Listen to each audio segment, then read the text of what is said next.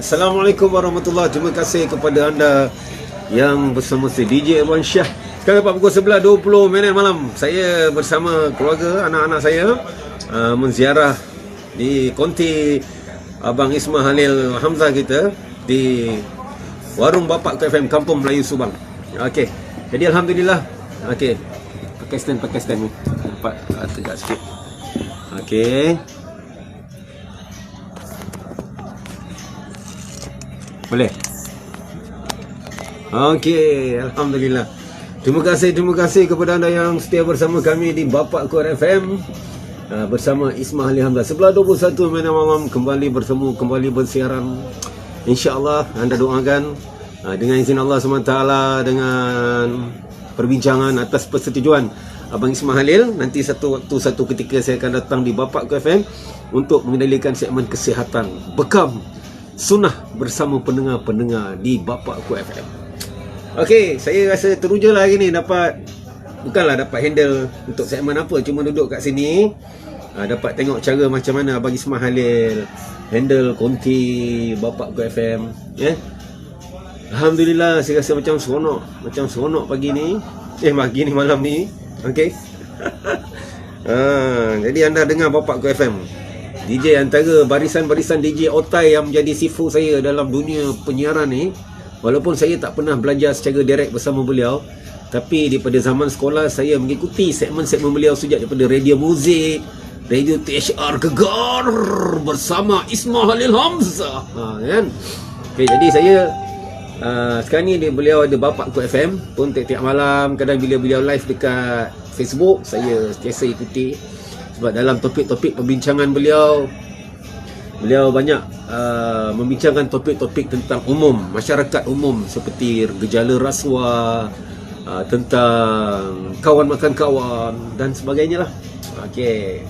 Jadi anda boleh lihat suasana warung Bapak Ku FM. Ambil sikit, bagi gerak-gerak sikit, tengok kat bawah sana. Tengok bawah-bawah sana. Dah tengok bawah-bawah sana. Alhamdulillah hari ni saya dapat jumpa dengan Toki, penyanyi Toki, Biasan Kaca itu Toki. Lepas tu saya dapat jumpa dengan boulder Malaysia, Abang Sazali Samad pun ada tadi. Lepas tu dapat jumpa penyanyi wanita Otai Ramzila yang suara serak-serak basah kan. Okey, dan biasalah saya pun dapat jumpa Abang Ismail Halil Hamzah. Beliau sekarang sedang sibuk uruskan warung beliau, pergi warung, kedai-kedai, gerai-gerai untuk make sure pelanggan-pelanggan datang dilayan dengan baik. Allahu Akbar.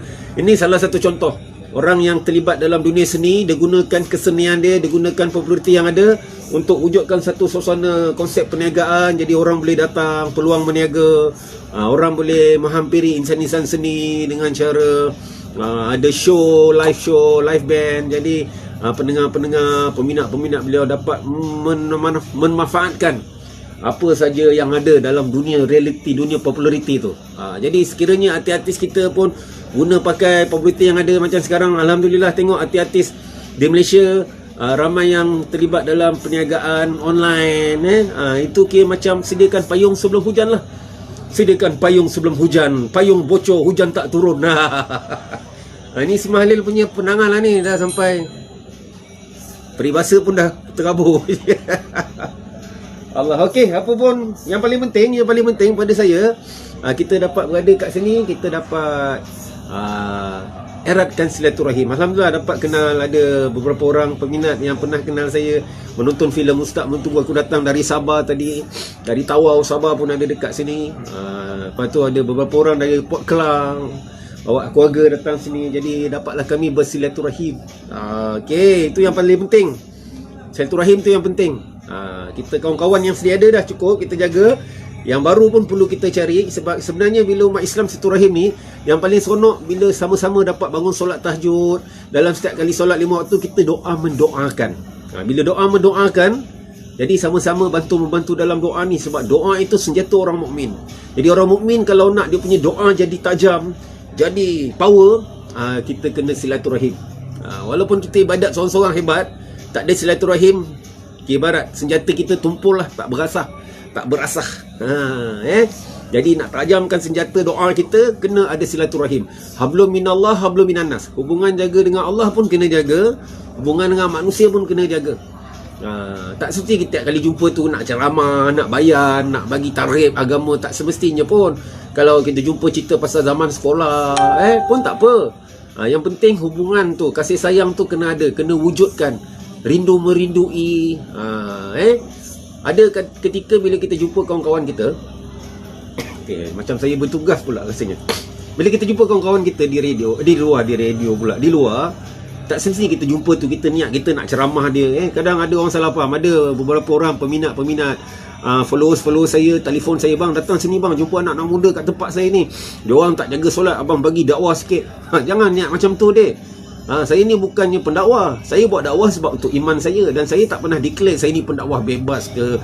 Dakwah tu memang perintah Allah untuk baiki iman kita. Dan tak semestinya kita jumpa orang, budak-budak muda yang tak solat, kita niat nak dakwah je. Niat kita nak hubungan silaturahim tu.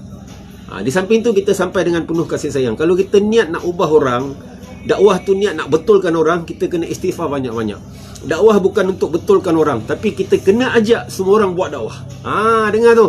Dakwah bukan niat nak betulkan orang, tapi kena bawa semua orang buat dakwah. Sebab dakwah ni akan betulkan iman kita. Kalau kita niat nak dakwah orang, nak betulkan orang, itu salah. Dia takkan ada kesan pada orang yang kita dakwahkan, sebab kita niat nak betulkan dia. Sebenarnya kita buat dakwah nak betulkan diri kita. Tu peminat bawah. Allahu Akbar. Okey.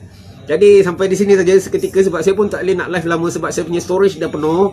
Dekat Facebook ni pun dia bagi warning Warning tak ada. Dia warning. Cakap storage penuh. Tak ada. Belum lagi. Okey. Memang kau tekan-tekan page tu. YouTube channel saya TV Khalifah Bangkit, ataupun di IG saya Khalifah Bangkit. Bangkitlah wahai umat Islam.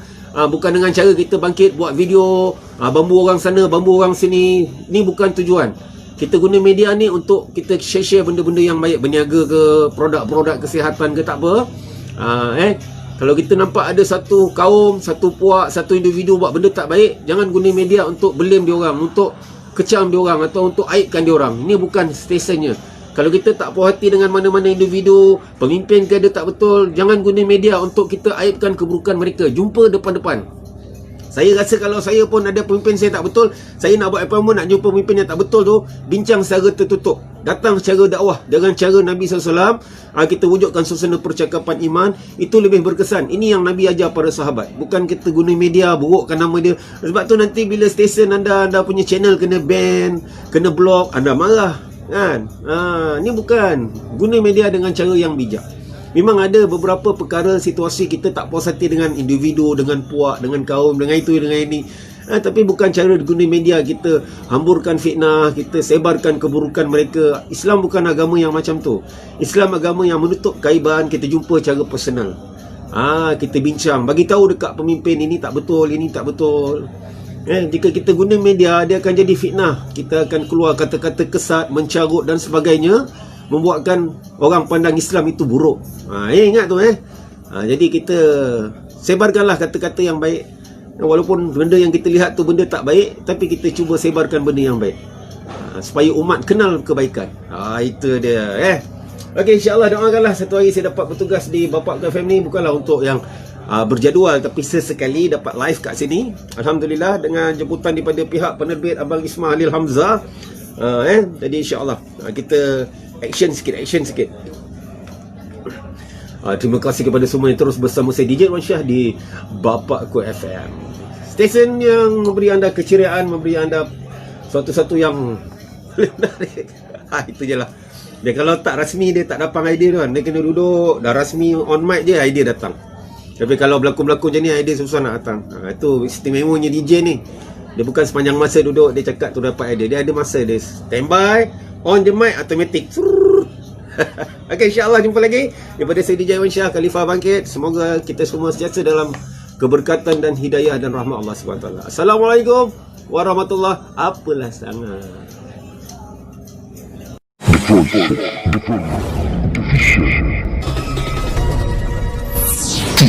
Khalifah Bangkit.